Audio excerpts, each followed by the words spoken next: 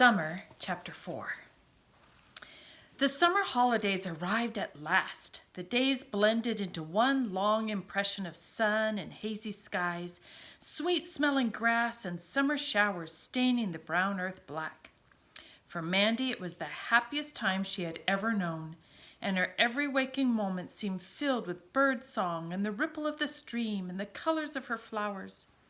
She cleaned her cottage from top to bottom. She swept and dusted and scrubbed the front porch and the stairs. She washed the windows again and hung the clean curtains up in the shell room. She put shelf paper in the kitchen cupboard. Also, she found a large wooden crate at the orphanage and managed to get it to the cottage. She covered it with the remaining shelf paper and it made a good table. She wished she had a chair to sit on. Since that was impossible, Mandy looked around for a large log, and she soon found one that made a very good seat. Not that she used it much. She usually preferred to sit on the front doorstep. The rabbit family became used to her comings and goings, and eventually took no notice of her at all. Quite often, when she was working in her garden, Mandy would stop and quietly watch one of them hop into the shadow of the hedge to play.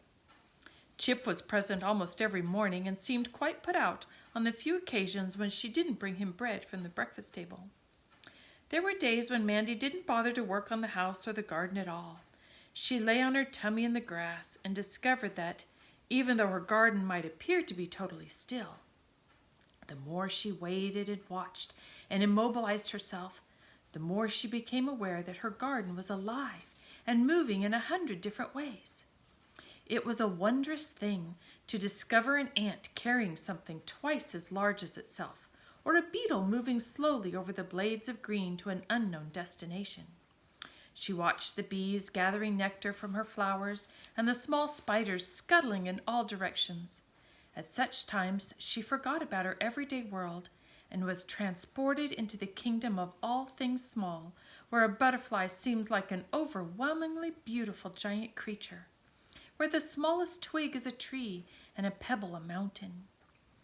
Mandy was lying on the lawn one quiet afternoon. She had been daydreaming for so long that she was in a sleepy stupor. Suddenly, she was aware of a movement off to her right by the stream. There was the noise of a displaced stone falling into the water. For one paralyzing moment, she feared that she had been discovered. 100 thoughts raced through her mind.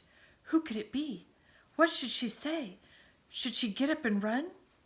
Luckily, she had the good sense to remain where she was, and it was as well she did. When she carefully raised her head a few seconds later, she was rewarded with a most wonderful and surprising sight. A young fallow deer had come down to the stream to drink. It was standing so near to Mandy that she could clearly see the brown spots on the fawn coloring and the small lump of a tail with the white patch around it. She drew in her breath with excitement, and the lovely creature raised its head and gazed at her, seeming not at all afraid. For the longest moment it stood there, the prominent ears twitching. Mandy marveled at the creature's exquisite beauty, the delicate face with the almond-shaped eyes and the soft, wet muzzle. "Ooh," Mandy breathed, "you are lovely. Where do you come from? What shall I call you? Oh, please don't leave," she whispered. But the deer began to pick its way back into the woods, carefully placing one shiny black hoof precisely after another on the long grass. Mandy watched until it disappeared almost magically through a shaft of sunlight in the trees. "I hope he comes to visit again. I hope he does," she murmured fervently. "I shall call him Snow."